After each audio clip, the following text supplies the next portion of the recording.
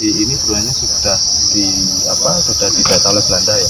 Tahun 1923 itu sudah ada catatannya. Waktu itu Belanda mengatakan ada antepik, ada kumpulan batu-batu candi di sebuah makam desa di Kesiman, di desa Kesiman.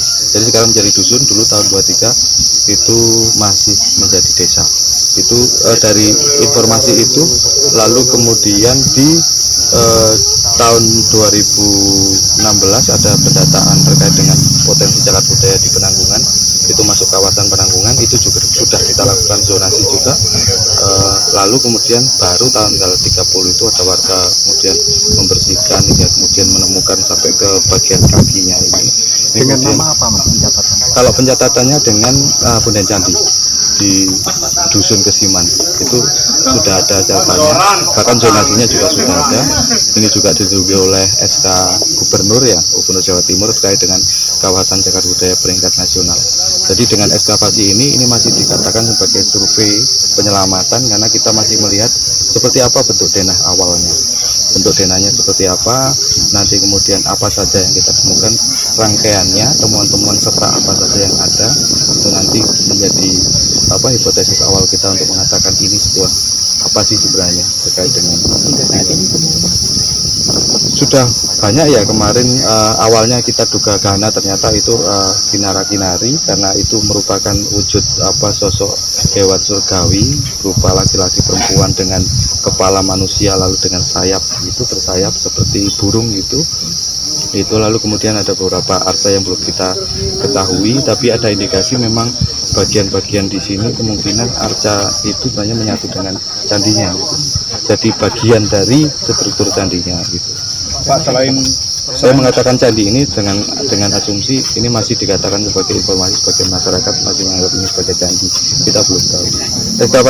Jadi survei penyelamatan ini kita lakukan selama 5 hari, tanggal 15 sampai tanggal 19 November. Pak, selain temuan lepas arca apa aja Pak?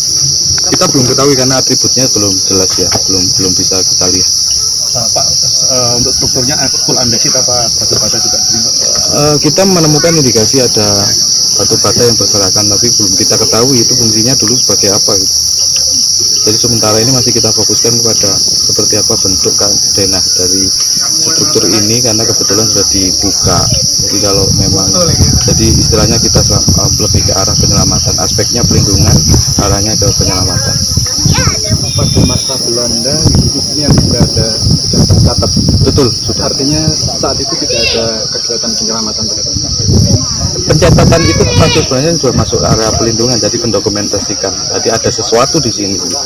Itu justru dengan adanya itu makanya kita meyakini bahwa memang ini rangkaian yang cukup panjang.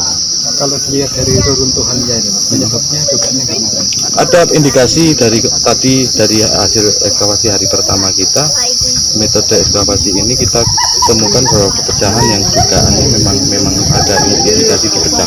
Terutama soal arca yang ada itu, arca tokoh sedang duduk itu di bagian dada ke bawah itu memang seperti ada pahatan mau ada pecahan batu.